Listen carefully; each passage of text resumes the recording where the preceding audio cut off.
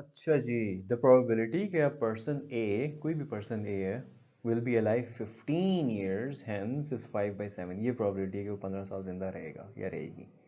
And the probability कि another person B will be alive 15 years hence is 7/9। आप probability निकालो कि both will be alive 15 years hence. Basically probability किस चीज़ की निकालनी है कि person A and person B are alive, right. So हमने प्रोबेबिलिटी निकालनी है of person A being alive and क्या होता है, इंटरसेक्शन, क्योंकि इंटरसेक्शन में हमेशा सेट में वो चीज़ें आती होती हैं जो इसके और मतलब उर्दू वाला और इंग्लिश वाला एंड, इसके एंड दूसरे वाले सेट दोनों का पार्ट हो, राइट।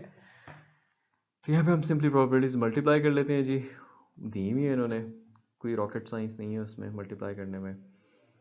क्यों मल्टीप्लाई करते हैं, अगेन मैं आपको समझा चुका हूँ, I won't do that again. So probability of A क्या है कि वो 15 साल जिंदा रहेगा या रहेगी, वो 5/7 है। एंड बी की यही प्रोबेबिलिटी 7/9 है। कैंसिल कैंसिल, दोनों के 15 साल जिंदा रहने की प्रोबेबिलिटी जो है ना, वो आ रही है 5/9। देखो यार, इसमें बड़ा आसानी से भी कर सकते हो। अक्सर कॉलेजेस में इस क्वेश्चन को इतने अजीब तरीके से करवाया जाता है। वो पता क्या करते हो, पहले सैंपल सेट बनवाते हैं कि देखो यार दो है ना, तो हेड हेड हो सकता है, हेड टेल हो सकता है, टेल हेड हो सकता है, टेल टेल हो सकता है, ठीक है। फिर वो कहते हैं कि लो जी, नंबर ऑफ सैंपल सेट जो है ना ये 4 है, और दोनों हेड्स आने के लिए जो इवेंट की आपकी प्रोबेबिलिटी है, इवेंट जो आपका एक है, तो आपकी प्रोबेबिलिटी ऑफ दिस इवेंट जो है ना वो आ जाएगी 1/4। आई से मेक इट ईजियर, एंड का कॉन्सेप्ट यूज कर लो। पहले कॉइन पे प्रोबेबिलिटी ऑफ हेड क्या है, दो पॉसिबिलिटीज है टोटल, राइट। एक उनमें से हेड है, एंड दूसरे पे भी हेड की प्रोबेबिलिटी, एंड दूसरे पे भी हेड की प्रोबेबिलिटी, अगेन 1/2। लो जी, आपकी probability of head on both जो है वो आ जाएगी 1/4 डायरेक्टली यहाँ से। आई प्रेफर दिस, दोनों को यूज़ करके आप एग्जाम में फुल मार्क्स ले सकते हो।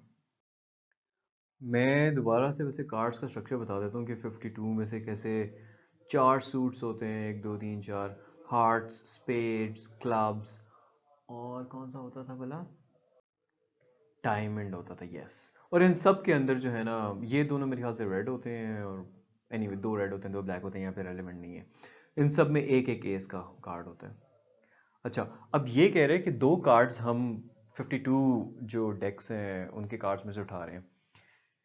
अगर एक कार्ड ड्रॉ किया जाता और रिप्लेस किया जाता दूसरे कार्ड को ड्रॉ करने से पहले, अब देखो यहाँ पे इंडिपेंडेंसी होगी, मैं बताता हूँ क्यों। मैंने आपको कहा था डिपेंडेंट इवेंट्स नहीं है, क्योंकि अगर आप एक उठा लेते हो और एस आ जाता तो बाकी की प्रोबेबिलिटी कम हो जाती ना, पीछे एस 3 रह जाते आउट ऑफ 51, राइट। तो पहले की प्रोबेबिलिटी हुई थी 4 out of 52 and 3 out of 51। I just explain कि डिपेंडेंट प्रोबेबिलिटीज में क्या करना है, लेकिन एनीवे यहाँ पे इंडिपेंडेंट है। तो कह रहे प्रोबेबिलिटी फाइंड करेंगे दोनों ही एसेस हो, ओके। तो प्रोबेबिलिटी ऑफ फर्स्ट एस क्या है भाई, जब आप फर्स्ट एस उठा रहे हो तो 4 एसेस पड़े हुए डेक में 52 में से, तो ये प्रोबेबिलिटी होगी उसकी, ये अप टू 1628, ये आ जाएगी 1/8। 1/8 नहीं एक्चुअली, मैं कैलकुलेशन मिस्टेक्स कितनी कर रहा हूँ। एनीवे तो 4 एसेस हैं, ओके 4 एसेस हैं 52 में से ना, तो ये होगा 2 टू 2 4 टू 6 12, यस, ये आ जाएगा 1/13, या ओके। ये पहले किया, अब ये उठा लिया ना, फिर दोबारा रख दिया, यानी कि जो 52 कार्ड्स थे वो भी पूरे हो गए, जो उनमें 4 एसेस थे वो भी पूरे हो गए। तो प्रोबेबिलिटी ऑफ सेकंड एस जो है, प्रोबेबिलिटी ऑफ सेकंड एस जो है वो क्या होगा, वो भी सेम यही होगा 4/52 जो कि 1/13 आता है। तो अब बोथ प्रोबेबिलिटी के पहला भी, फर्स्ट भी एस हो एंड दूसरा भी एस हो, यानी कि इंटरसेक्शन सेकंड भी जो है वो एस हो, वो क्या होगी, सिंपली 1/13 मल्टीप्लाई बाय 1/13। 13 का स्क्वायर होता है I think 169, let me still check, it is 169। So that's a probability कि दोनों कार्ड्स एसेस आते हैं। Not a part of this question, वैसे साइड पे आपकी क्यूरियोसिटी के लिए बता रहा हूँ, अगर वो रिप्लेस ना करता या करती तो पहले की प्रोबेबिलिटी क्या होती, 4/52, एस आ गया एंड अब पीछे कितने 3 एसेज रह गए, 51 कार्ड्स रह गए, तो उसमें प्रोबेबिलिटी डिपेंडेंट इवेंट्स में ये होती। मुझे ये टॉपिक ज़रा पसंद है तो मुझे इसमें एक्स्ट्रा नॉलेज झाड़ने का शौक है। Anyway, this is your solution. सबसे पहले तो हम सैंपल इसका सेट निकाल लेते हैं ना कि उसके अंदर कितने होंगे। अब 2 डाइस थ्रो किए जा रहे हैं, ये वाला 6 से हो सकता है एंड वो वाला 6 से होता है 36। अब हमने प्रोबेबिलिटी देखनी है। There is a probability that the sum of the dots shown in the first throw is 7 and that of the second throw is 11. तो पहले हम probability of 7 को देखेंगे और फिर हम probability को 11 को देखेंगे और फिर इनको मल्टीप्लाई कर देंगे, ठीक है। probability of 7 के लिए पहले तो हमें काउंट चाहिए, probability के सम जो है वो 7 आए, probability के सम जो है वो 11 आए। पहले तो हमने काउंट देखते हैं कि यार किन किन केसेस में 7 आएगा, किन किन केसेस में आएगा जी।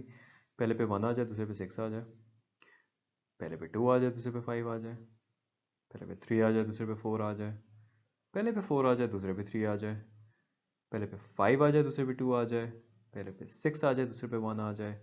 तो यानी कि ये 1 2 3 4 5 6 बन रहे हैं, ठीक है।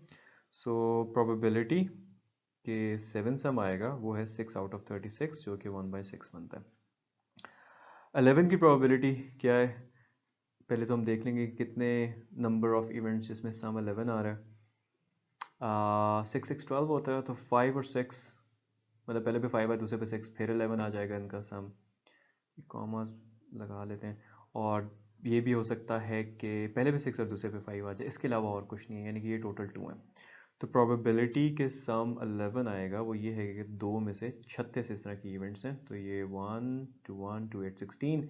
अब हम एट लास्ट निकाल सकते हैं कि प्रोबेबिलिटी के सम 7 आए पहले में एंड दूसरे में 11 आए, एंड होगा इंटरसेक्शन, दूसरे में 11 आए, तो हम सिंपली इनकी प्रोबेबिलिटीज़ को मल्टीप्लाई कर देंगे, आओ कर दें 1/18, ये आ जाएगा जी 6 इंटू 18 क्या होता है 108। तो ये प्रोबेबिलिटी है 1/108, जिसका मतलब क्या है कि 108 में से एक दफ़ा ऐसा होगा, अंदाजन मैथमेटिकली।